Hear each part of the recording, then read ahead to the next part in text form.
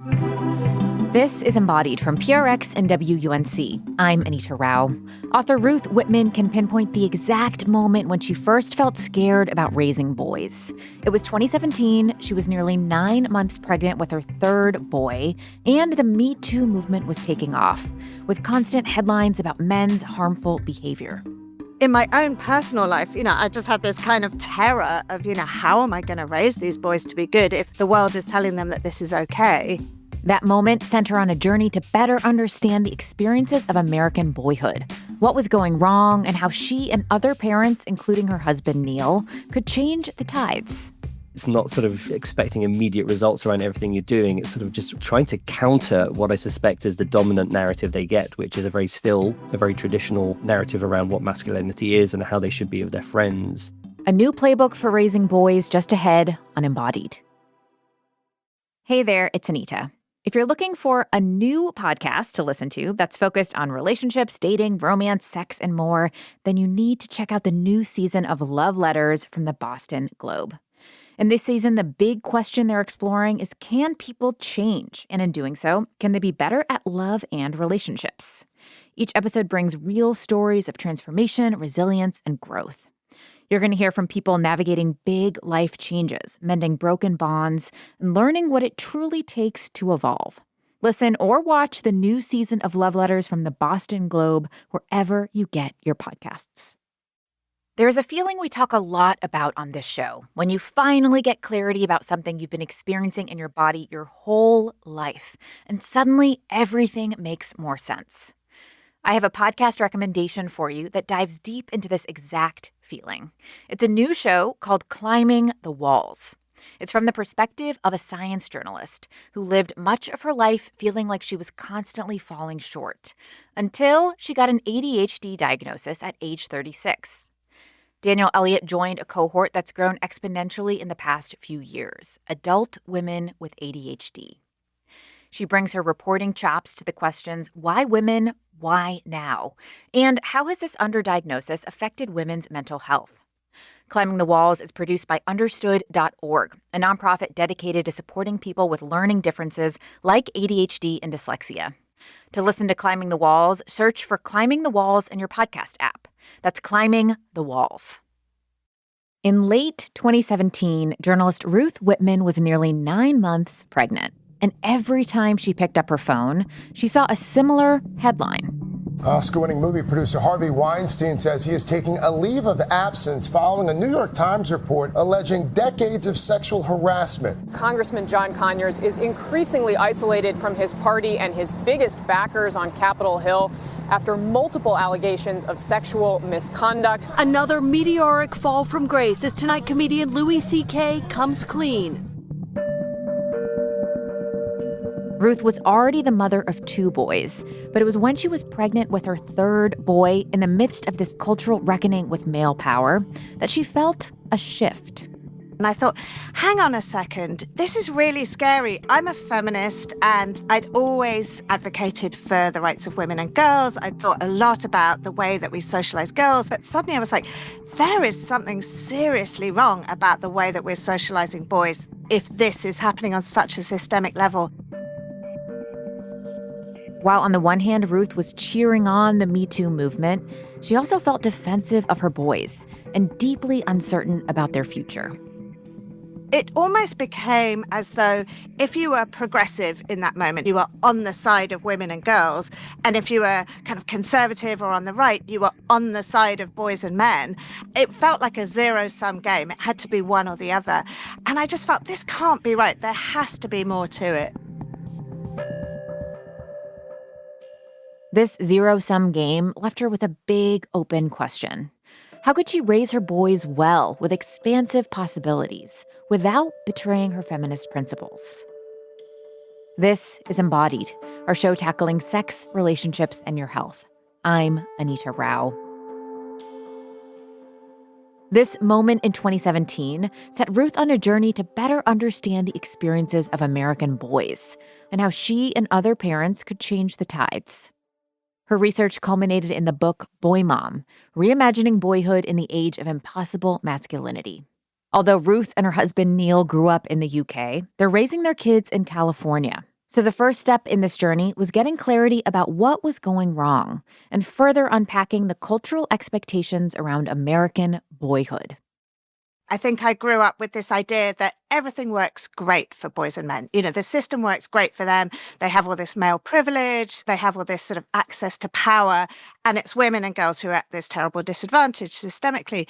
But that doesn't quite match up with the data as we see it.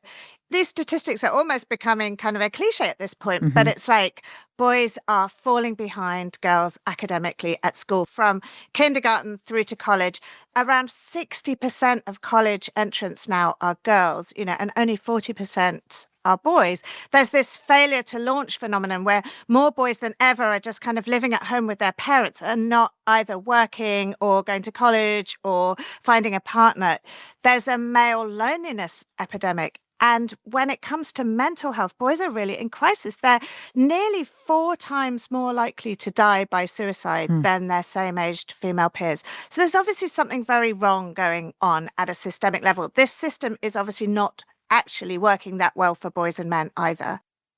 You came to this term of impossible masculinity. How does that describe what boys are facing culturally in this moment? The idea of impossible masculinity and using that phrase as opposed to a phrase like toxic masculinity was a very deliberate choice. I think partly because the phrase toxic masculinity is just quite off-putting for many people at this point, especially for boys and men. But also, I think that the idea of masculinity has become impossible really from all sides. You know, boys are still held to these very sort of old school expectations and pressures of masculinity. So they're still expected to be tough, to be strong, to be invulnerable, not to talk about their emotions, not to show weakness, to have this like pumped body, you know. Those are kind of these expectations that boys feel are very hard to meet. You know, there's this kind of constant feeling from many boys and men of being kind of a little inadequate in the face of those. And, you know, and I think boys are often silenced when talking about their emotions or their feelings. But then on the other side, you've got this newer, more progressive take on the whole thing, which is, you know, boys are toxic, boys are privileged, it's time to be quiet, you know, it's time to shut up and let everybody else have a voice. So I think boys are being silenced a little bit from the left as well. And I think a lot of boys and men feel really sort of scared about speaking to their own experience, speaking to their own pain for fear of like taking up too much space somehow. So I think it just feels impossible for them in all directions. It's like, we don't know how to be. Are we supposed to be aggressive and dominant and make the first move and be a real man, whatever that means? Or are we supposed to be cautious and to be quiet and to shut up and be sensitive? And, you know, these things feel irreconcilable, I think, for many boys in this moment. So when you started talking to boys, you sought out boys and young men from all around the country of a variety of different races, ethnicities, demographics. What did you hear in those conversations about what they said that they need, that they're not getting?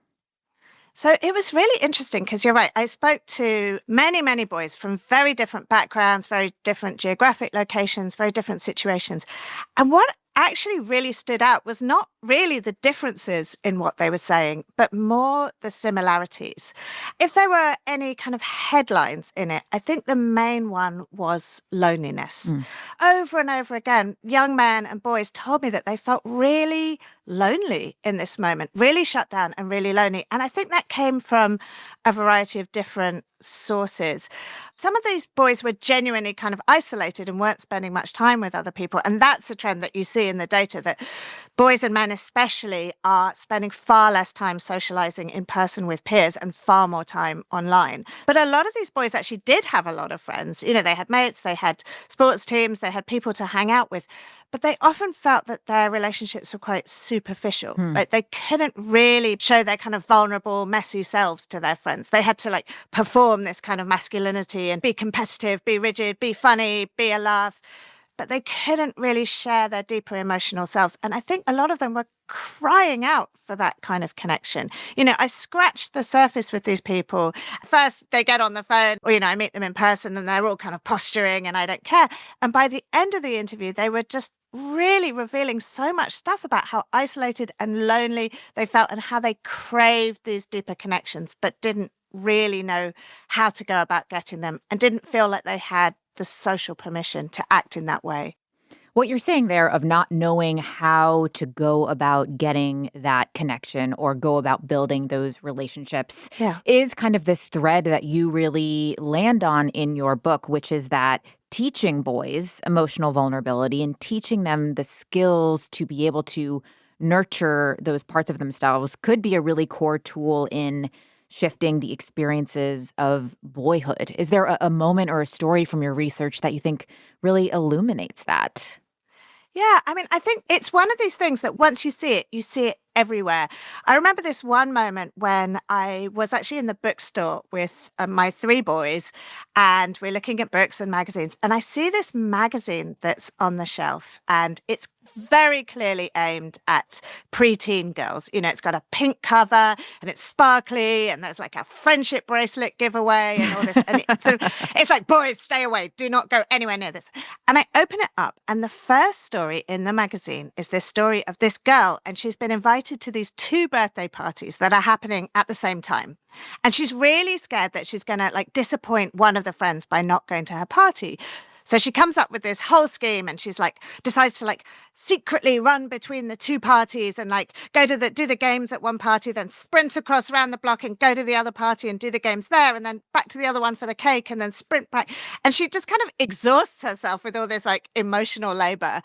And I was reading this and I was thinking, my boys will never see a story like this with a boy as the main character. You know, their stories are all about battles and combat and adventure, and there's always a good guy and a bad guy, and the good guy defeats the bad guy and he's a hero and a blaze of glory, and the other guy is like killed or defeated. You know, it's all enemies rather than like complex social negotiation.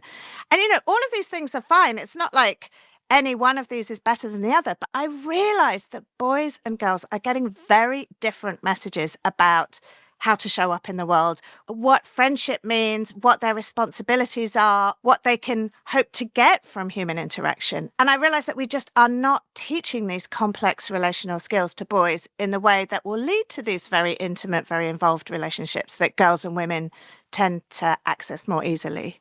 I want to point out that so far in this conversation, you know, we're using the term boys and girls. And what's particularly interesting about the moment that your boys are growing up in is that it is an era of more gender expansiveness. More and more kids are not identifying in the boy-girl binary. So why do you think it's so important to talk about the particular needs of cisgender boys in this context? I think this is a great question. You're right that it seems like the idea of gender and the possibilities of gender have really just expanded for everybody in this moment, except for cis boys. If a kid identifies as a girl, if a kid identifies as non-binary, if a kid identifies as trans, we're really kind of reimagining all the ways that they can be in the world. But somehow that category of cis boy, you know, somebody who was male assigned at birth and still identifies as a boy, that category has just remained very, very rigid in terms of like how you can behave, what you can be, what you can think, what you can do. And we almost use this very inspirational language to talk about gender and empowerment. Say, you know, when it comes to girls, it's like, you can be anything you choose. You can, you know, rule the world. The future is female, which is wonderful. And I'm hugely in support of it. But then when we talk about boys, we use this very essentializing language. So it's like, boys will be boys. Boys can't sit still. Boys don't like reading. You know, boys are destructive. Boys are like dogs. All they need is food and exercise and throw a ball at them and they're fine. And so I feel like they're not getting the same sense of complexity about who they can be, that same sense of inspiration about different paths that they can follow in the world. Just ahead, Ruth's husband, Neil, will join us to talk about putting Ruth's research into practice with their 3 sons. You're listening to Embodied from North Carolina Public Radio, a broadcast service of the University of North Carolina at Chapel Hill. You can also hear Embodied as a podcast. Follow and subscribe on your platform of choice. We'll be right back. Hey, taking a quick break from our show to tell you about a new series from the Boston Globe's Say More podcast. It's called The C Word, Stories of Cancer. It is a deeply moving 5-part journey into the personal and collective experience of this disease. Very few diagnoses carry the weight, fear, and silence that cancer does. But in this show, you're going to hear host Shirley Leung share her breast cancer story publicly for the first time. What's even more powerful about this series is how it makes space for science, history, and the lived stories of caregivers, survivors, and healers. There is life beyond cancer. Follow Say More wherever you get your podcasts. This is Tanya Mosley, co-host of Fresh Air. You'll see your favorite actors, directors, and comedians on late-night TV shows or YouTube. But what you get with Fresh Air is a deep dive. Spend some quality time with people like Billie Eilish, Questlove, Ariana Grande, Stephen Colbert, and so many more. We ask questions you won't hear asked anywhere else. Listen to the Fresh Air podcast from NPR and WHYY. This is Embodied. I'm Anita Rao. Ruth Whippman was pregnant with her third son when she started to worry about American boyhood and began to rethink how she wanted to raise her sons. Ruth is an essayist and cultural critic, so when she couldn't find the parenting guidebook she needed, she set out to write her own. Ruth started talking to boys and young men around the country about their lives, needs, and relationships, and recorded her findings in the book Boy Mom: Reimagining Boyhood in the Age of Impossible Masculinity. One of her biggest takeaways was that to help boys thrive, we need to teach them complex emotional and relational skills and encourage them to be vulnerable. Ruth's book offers guidance for all parents raising boys, including her own husband, Neil Levine. Each time I read a chapter, it sort of woke me up a bit to some of the things which I probably had taken for granted or just wasn't even aware of. As Neil and Ruth incorporated new techniques into their parenting style, they also reflected on their own upbringings back in the UK. I went to an all-boys school. I had, a family which consisted of brothers and male cousins. It was a very, very male environment. Okay. And, very little exposure to, some of the female interpersonal and relationship dynamics. And so, when we had boys, I felt very equipped. I mean, I know what boys like. I was a boy. I know what they like to read. I know how they get fun. And so, I was very much on autopilot and it just wasn't even thinking about it particularly. So, it wasn't any conscious decisions were made once I had boys. It was just, I'm just going to do what I did. And, I know all of the variables in play here. So, yeah, very, very unthinking, I think, as I went into this up until the point that Ruth started writing this book. Do you remember when she first came to you with the idea and what your reaction was? I don't think I remember the exact moment. Sort of, she was exploring the ideas. I think, as she mentioned, we had our third boy. And of course, there was a moment where, okay, is the third child going to be a girl? Then we discover it's not. And so really brought home sort of, look, what are the conscious decisions we're making with these boys now? I think also, the pandemic, where we're in lockdown and we're with the kids and we're sort of really engaging with them as every other parent was, 24 hours a day. And it's rough and tumble. It's high energy. It's very intense. There's lots of sort of play fighting and so on and so forth. So I think, there was certainly the pandemic, which was a catalyzing experience for sort of realizing just how intensely male the upbringing was. Ruth, I want to go to you and hear about your own upbringing. Pretty different from Neil's. I know you were raised by a feminist mother. Is there a story that comes to mind that exemplifies her philosophy in parenting? I mean, my mom was a classic second wave feminist. It was like no pink, no Barbies, there was this toy called a girl's world, and it was like this disembodied head that you could use to do like makeup and hairstyling. They look like yes, I've seen those. Yeah. Yes. But, I desperately wanted one and my mom would not allow it. And so I felt like a lot of things were kind of forbidden to me, but always we had this idea that like whatever girls were doing was not quite as good as whatever boys were doing. It was like what boys were doing was aspirational, be more like a boy, be anything a boy can be. And I see why that was, my mom who grew up with fewer opportunities. She was born in the late 1940s. I think she wanted us to have exciting careers, to be ambitious, and that was the focus. And I think, the idea was that, what boys and men were doing was whatever we should be aspiring to do. And I pushed back on it. As a child, I was like, oh God, just give me the pink, give me the Barbies, please. I crave this stuff. Now I'm really grateful for it. I think it was kind of dogmatic because it had to be for those times. Now I'm like incredibly grateful that she gave me that grounding in, believing in myself and thinking I could do more and being ambitious and all the rest of it. But it didn't have any room for discussion about maybe where boys are at a disadvantage, where it comes to intimacy or emotionality or connection. There was never a sense of like whatever we as girls want to do actually could be of any benefit to boys. There was never an idea that they could learn from us. It was always, the other way around. I want to point out that this tension that I'm hearing in the way that you all are talking, which is that we're talking about kind of nature and nurture here. We're talking about, the ways that your mom was intentional about socializing you to believe that you could be anything you wanted to be. You can be anything a boy can be. And then I'm hearing in Neil's experience of those pandemic days of this feeling of like, we're around these boys and they're acting wild and like, what do we do about this? So, yes. I mean, and I know that this is a question that you have really wrestled with as a mother and as a researcher, this nature-nurture question. Can you tell me about what you found in the research and how it informed your thinking? Yeah, so the book is a combination of memoir and reporting and research. And I think those two things were always bumping up against each other. So, I'm writing about my own experience and living my own experience and then seeing this research at the same time. And I think I went into parenting with this really kind of like hubristic idea that, I would just socialize them right. And then they would be the exact kind of sensitive, cautious, whatever sons that I of my dreams, that I had all this control.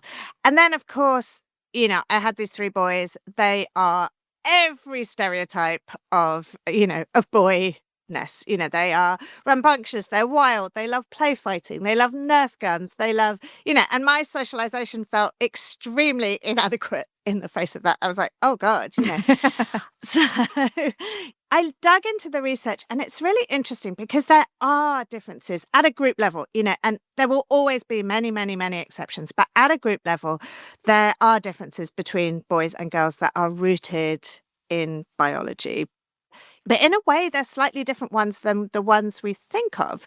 So when we talk about, innate differences, we're kind of like boys are destructive, they're aggressive, they're naughty, they're rambunctious, they have energy, all of these things. But actually, what we don't talk about is that the data shows really clearly that by almost every measure, boys are more vulnerable, they're more emotionally sensitive, they're more fragile than girls, both emotionally and physically at young ages. And I think this can easily become a bit of a like double whammy. So it's like boys are more emotionally sensitive, they are more vulnerable, they need a little more.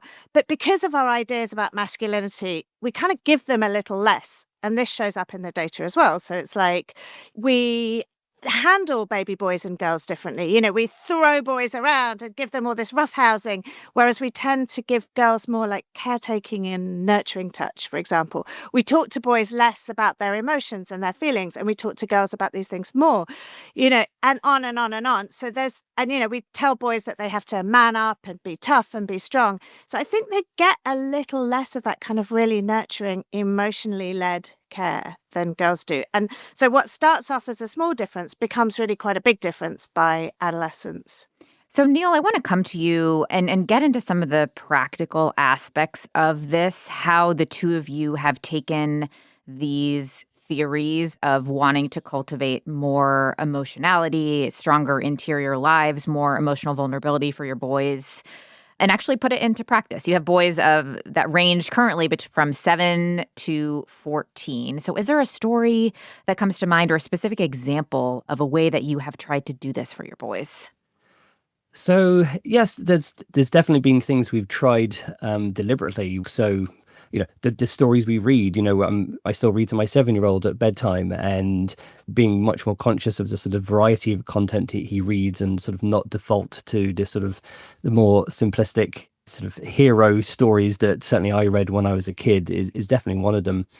And also just even with my eldest, just trying to spend a bit of time with him in the evenings, just chill out. There's no agenda, and just ask him how his day's gone, if there's anything he's worried about at school. So yeah, it's just being much more deliberate about finding those moments to have an emotional conversation with them. If they're available, you can't force it, obviously, but just, create the circumstances to allow it to come up if they're ready to discuss things. When you talk about reading different stories, can you give me an example of one you're reading with one of your boys that maybe you wouldn't have thought to read before?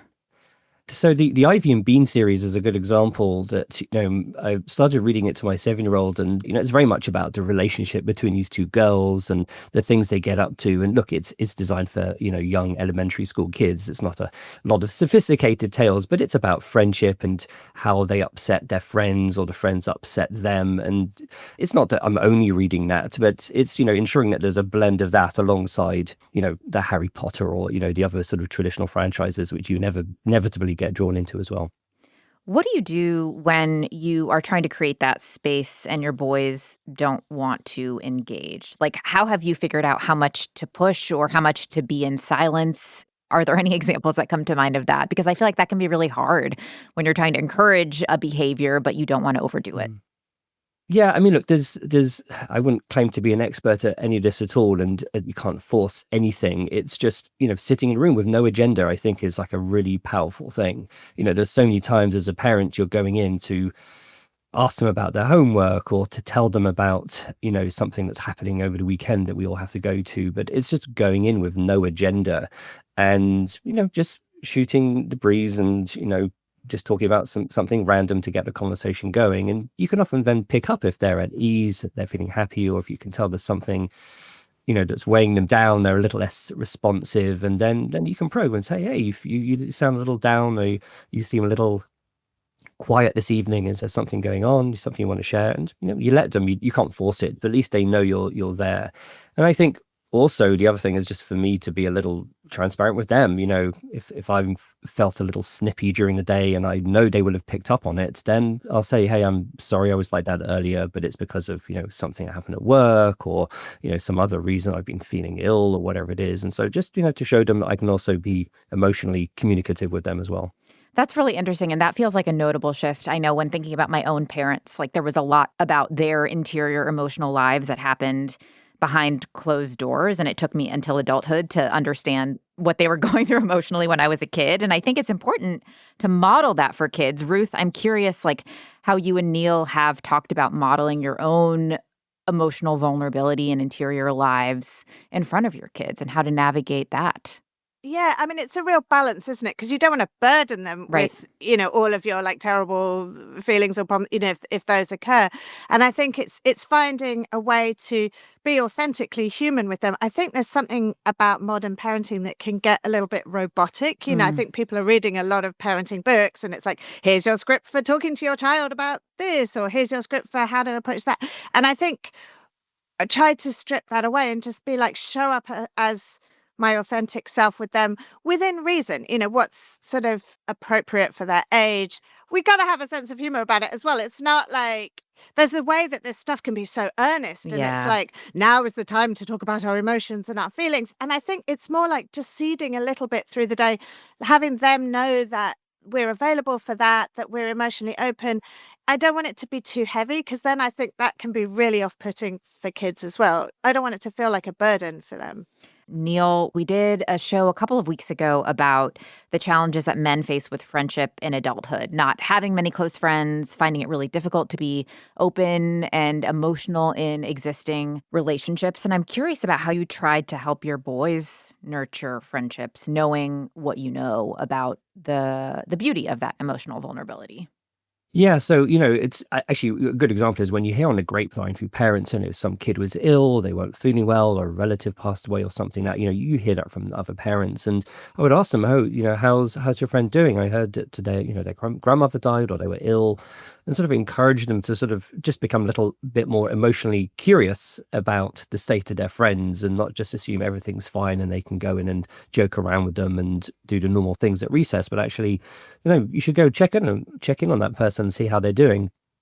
And sometimes, it's rebuffed. Oh, they're fine. I don't need to do that. And so, no, I'm sure, they probably really appreciate it if you asked, and you would appreciate the same thing too. So just, prompting them to be a little bit more curious. Again, you can't force this, but, just suggesting that these friends might have a reason or a need to sort of communicate about their emotional state, I think can often just wake the kids up a little bit to it. That's a really interesting take on this idea of emotional labor that I think is talked about a lot in adult relationships. This idea that there is this kind of undue burden on women to carry the labor of writing the birthday card, checking in on the person who had a sick grandmother, making a meal train. And Ruth, I'm curious, how do you think about, what do boys miss out on by not having that attunement and doing that emotional labor? Yes, it's a burden for one person to carry it, but what's at stake if boys don't do it? Yeah, I mean, it's interesting because recently I feel like we talk about emotional labor as if it's like an entirely bad thing. Yeah. It's only a burden. And it can be, if you have to do too much of it and nobody else is doing it. But actually, that is the beating heart of human connection, is checking in on your friends, those little daily tasks, that thinking about other people's emotions, tracking them, feeling some responsibility for another person's emotional state. Not, in terms of it's your problem to solve, but just in terms of, checking in, taking care of others, thinking about others, being curious about other people's experience in the world. Without those, you can't have intimacy. And I think often in the conversation recently, we've talked about teaching boys to be more emotionally vulnerable, which is hugely important, but it's only kind of half of it. I think the other half is what to do when somebody else is emotionally vulnerable with you, Right. receiving it, taking an interest, being the giver of, sharing those kinds of things with other people. So not just, dumping your emotions onto somebody else and expecting them to deal with them, but learning how to deal with other people's emotions.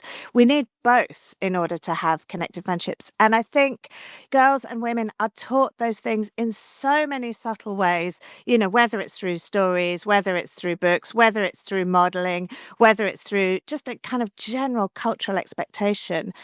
And I think we need to hold boys more accountable for those things as well. Neil did this wonderful thing. It's actually, for my birthday, which was a couple of months ago, he had the boys sit down and write birthday cards for me. And, I think with boys and with men generally, it's just if they sign their name, that's a bonus, great. And, Yeah. just the lowest possible bar. And he was so good, Neil. And he said, okay, no, I want you to really write something nice and generous and long and involved and coach them through it. And each one of them wrote a beautiful card. I was really surprised. They really, with a bit of coaching about why this is important, why it's going to mean so much to me, they wrote these cards, which I will treasure forever. Oh, is there a line that stands out or one of the things they wrote? Oh, God.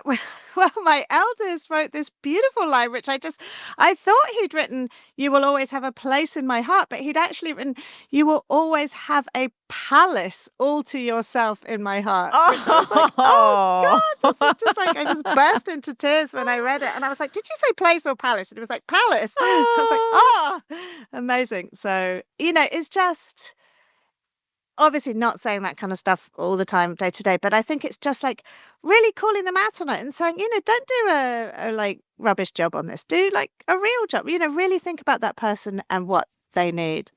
Neil, what is it like for you to coach your boys through that? What do you say to them to help them understand the importance of conveying those emotions and being able to receive those emotions for other people?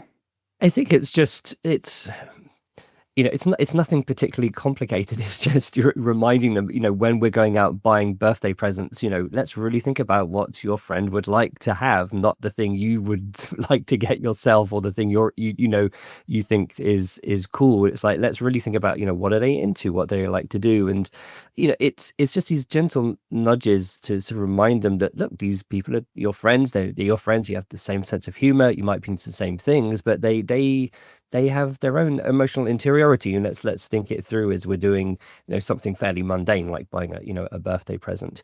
And look, a lot of the time there is pushback. Oh, Dad, it doesn't matter, or you don't know them like I do. And it's like, no, you're right, I don't. But try and see them as being a little bit more multifaceted than perhaps a lot of kids' relationships are.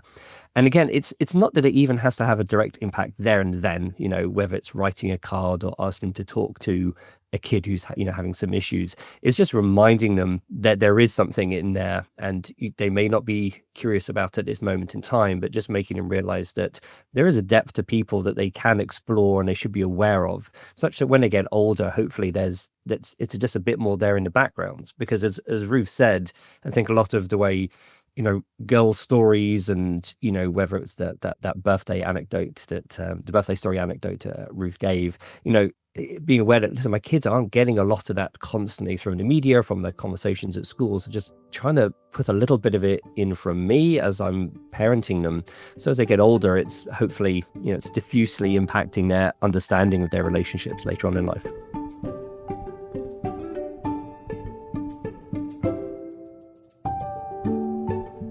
Just ahead, we're going to talk more with Neil and Ruth about navigating the many influences on their boys that come from outside the home. And we'll hear about the transformations they've seen in their children as a result of parenting differently. As always, you can hear the podcast version of the show by following Embodied on your platform of choice. We'll be right back.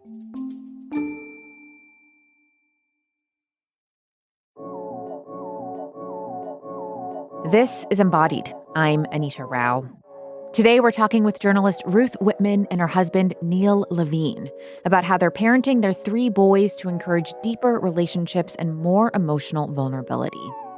Inspired by the research Ruth did for her book, Boy Mom, Reimagining Boyhood in the Age of Impossible Masculinity, Ruth and Neil now expose their kids to diverse stories about gender, point out limiting beliefs about boyhood they see or hear, and model emotional vulnerability as often as they can.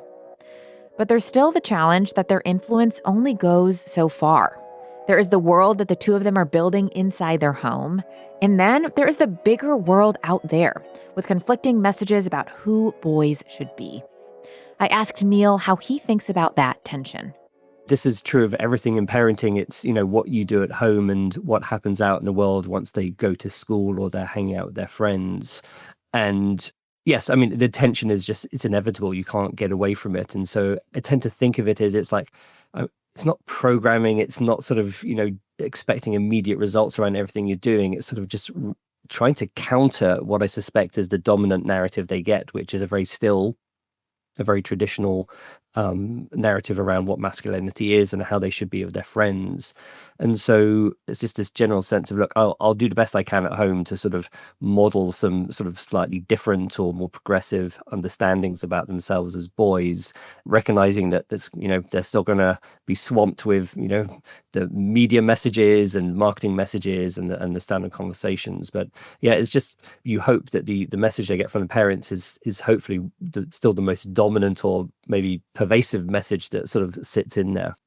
Yeah, Ruth, tell me about your thoughts on this and maybe the thread of what you write about in the book of trying to think about what you can add into the picture versus, take out.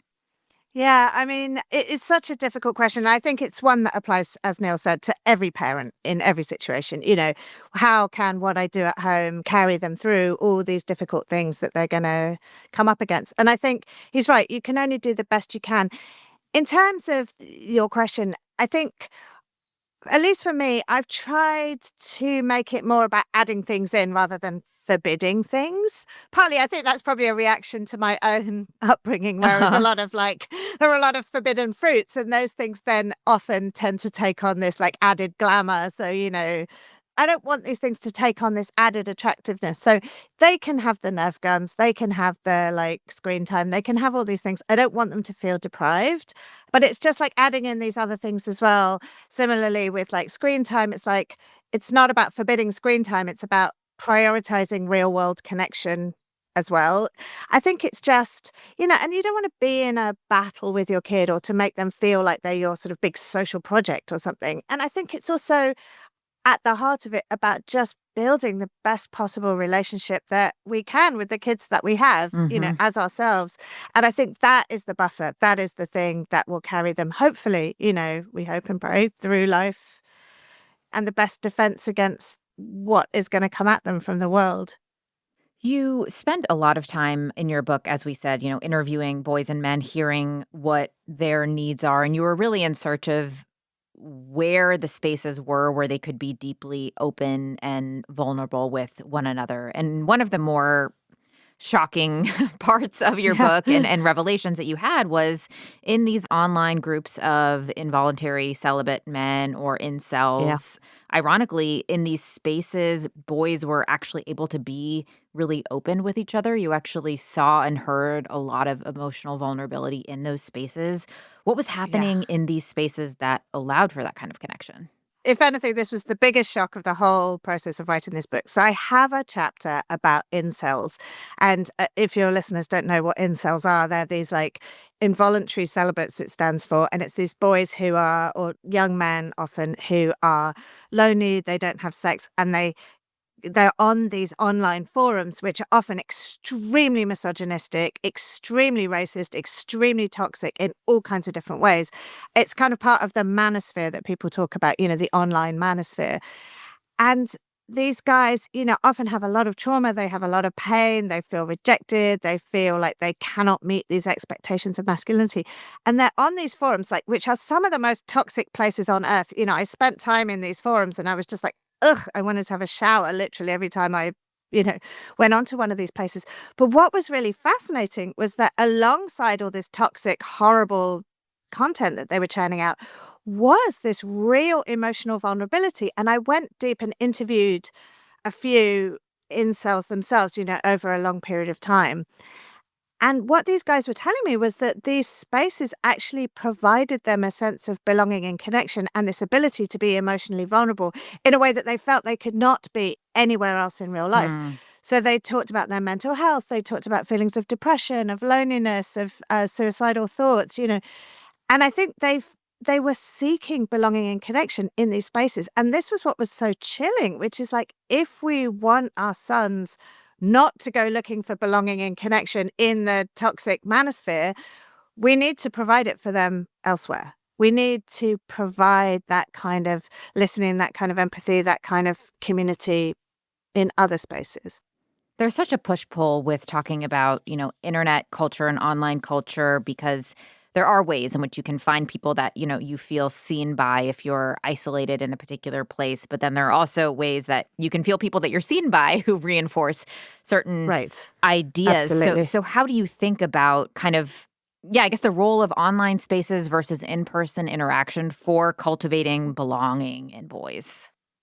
Yeah, it's complicated because there's all these trends that we're seeing that boys are replacing real world socializing with online socializing to a much greater extent than same age girls are doing.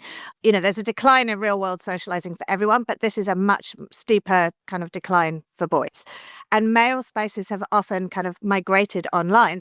And it's complicated because it is a balance. I think for people who are really lonely, the internet does provide a lifeline. It does provide connection. I don't think the best thing is to just take that away from boys and, just cut them off, and because then often they'll have nothing.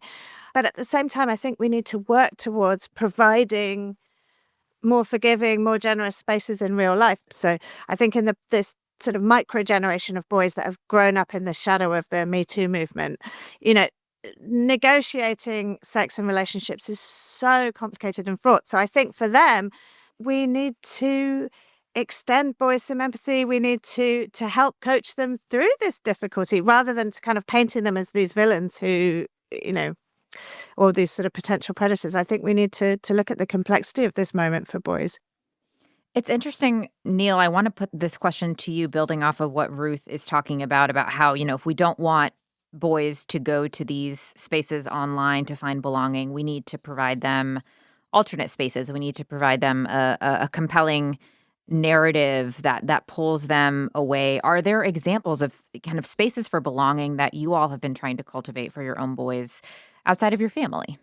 Yes, I mean, like all parents, we the kids do want to do activities and we're encouraging them to do activities. I think, in line with what we've been saying here, a lot of it is like ensuring they're social. There's a social element to it. So, even simple things like, Dungeons and Dragons, which our eldest does. And, it's really encouraging to go to that, and supporting his interest, because it's a really social environment actually. Even at camps, encourage him to go to sleepaway camps. They might be a bit reticent and a bit nervous, especially when they're younger, but realize that this is a great place to build actually those relationships which aren't just about being at school or, doing a hobby with a friend. It's actually, you're going to spend a few days and it does build a different relationship dynamic. So I think it's just being conscious of, look, they do have hobbies, they want to do hobbies, but ensuring there's a good mix of the social in there, as well as, look, they want to play video games, they want to, just go and run around on a skateboard by themselves, ensuring that there are places where they're going to get that opportunity for social interaction. Ruth, you have been on a journey throughout the process of writing this book and since publishing it, kind of talking through your feminism and your feminist politics. And in the book, you're really open and vulnerable about times when things felt like they were at conflict with one another. There were points of tension for you. Where have you landed with your relationship with feminism today after going through this experience, meeting so many young boys and thinking through some of the kind of tough points in where your philosophy met the real world? Yeah, it's a really good question, and it's a complex question.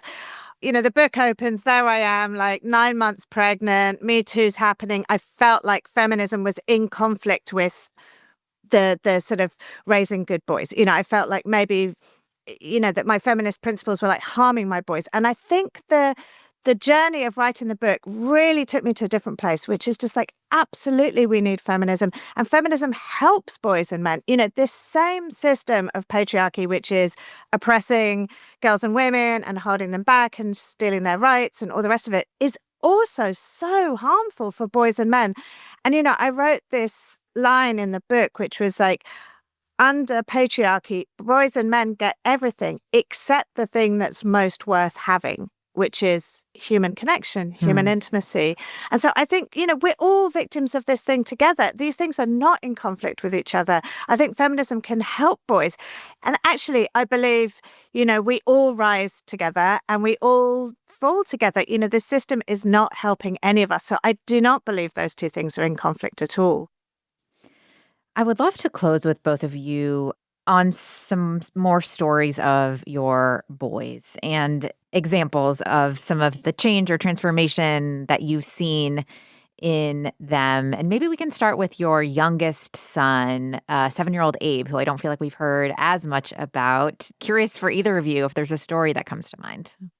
I can talk about something that happened yesterday, Yeah. in fact, which was, so Abe's a real sweetheart. And we were walking to school and he runs into this girl who's in 3rd grade, he's in 1st grade, and they start talking and I'm like secretly like earwigging on their conversation, and it was so sweet. And she said to him, how are you feeling? Because his older brother's going off to middle school next year, and she's like, how are you feeling about being the only person at the school in your family? And he's like, well, I'm excited, but at the same time I'm nervous and I'm a little sad, and a lot of different things all together, and they're all coming together. And she's like, yeah, it's really complicated. And he's like, I often feel that way. And it was like this really kind of emotionally involved conversation. I was suddenly like, wow, this stuff that often you feel like you're just banging your head against a brick wall and nothing's going in. And then suddenly I heard the way he was talking to her and I was like, oh, you are getting something from this. You are able to articulate these complicated, conflicted emotions. You do feel comfortable talking about it. And it was a really heartening moment. And I think this speaks to the thing we were saying earlier, which often isn't this like one-for-one direct thing. You say, let's talk about your emotions. And they're like, thank you, mother. How great that you brought this to my attention. I will be different right from now. It's these little things that then come back much later. So that was one example anyway of Abe. I love that. Neil, are there any stories that come to mind? Yeah, it's not directly about Abe, actually, especially when he was like 5, 6, he was having tantrums. It's not uncommon with small kids, but especially when you're the youngest of 3, and life can seem very challenging a lot when your brothers are getting things that you can't. And, his tantrums are pretty, completely epic, as most parents know with 5 and 6 year olds. And I remember, both actually, the two eldest boys going, "Why is he like that? God, he's so spoiled and he's always having these rages." And I said, "Look, it's because he's the youngest and he sees you going off. You traveled by yourself for the first time internationally, or your other brother went off on a bus to go buy some things, and he sees this and he gets really frustrated and upset. And maybe you can just be supportive and try and give him a bit of time and patience, because he's he feels in a very different place to you do, and that's why he's angry." And I think you could see this immediate change in the next few days of being a lot more sympathetic, not being quite so dismissive of his tantrums, but sort of trying to engage with him a bit more. So I think Abe has certainly helped the other two sort of become just a little bit more aware of the emotional state of certainly their sibling, and hopefully others too. I love that. I'd love to end on any kind of advice, or it doesn't have to be advice, but it could just be kind of reflections about other parents. You mentioned earlier, Ruth, like this is a moment of kind of intense parenting culture. There's a lot of pressure to get things right, to do it the right way, to not, harm your kid, or to prevent harm in all ways possible. And it's intense and it's a lot. I'm curious about kind of advice that you all have from your own experience of navigating that pressure to get it right, while also just, kind of doing your best, doing the best that you can. I mean, I can speak to the question about other parents. I think that, we've got this idea maybe, and maybe there's something slightly misogynistic in it, which is like moms are always judging other moms and moms are in conflict with each other. That has not been my experience at all, actually. I feel like all of the parents that I know, which generally tends to be moms, but also dads, we all want the same things for our kids. Ultimately, we might have slightly different views on how to get there, or slightly different approaches, or the rest of it. But I think ultimately we all want the same things. And I think, I have found so much support and connection from other parents, and we're all trying to figure it out. We're all navigating the same stuff. I don't think anyone feels particularly sure in what they're doing in this moment, or if they do, great, good luck to them. Tell me what to do. But, I found that other parents can be a great resource. And usually, that's a great way to form connections yourself as well. Neil, any closing thoughts? And maybe you could even frame it as like advice for your past self. You've now done 14 years, 14 years of parenthood. Any coaching to Neil from 14 years ago? I could write a whole book about it, but I leave the book writing to Ruth here. The great thing about reading this book, although it's called Boy Mum, it was an amazing thing to read it and just see my own childhood and my own upbringing reflected in it. And I think 14 years ago, I would tell myself to, just to be conscious of my kids' social relationships. I think is a big thing. I think going into parenting as a dad, I was so excited about sitting down and watching, Star Wars for the first time with them, or taking him to the first, football game or whatever, the kind of things which are very cliche parts of the sort of the father-son bonding rituals here. But I think, just be really concerned about, all the friendships are developing, and the sort of the time they're getting outside of the home, and their understanding of their relationships. I think that's the thing I would say to myself. Think about that as much as about the fun sitting down and watching the same geek movies I enjoyed watching. You can find out more about Ruth and Neil at our website, embodywunc.org. You can find all episodes of Embody the radio show there, and subscribe to our weekly podcast. Today's episode was produced by Kaya Finlay and edited by Amanda Magnus and Wilson Sayer. Nina Scott is our intern, Jenny Lawson our technical director, and Quilla wrote our theme music. This program is recorded at the American Tobacco Historic District. North Carolina Public Radio is a broadcast service of the University of North Carolina at Chapel Hill. I'm Anita Rao.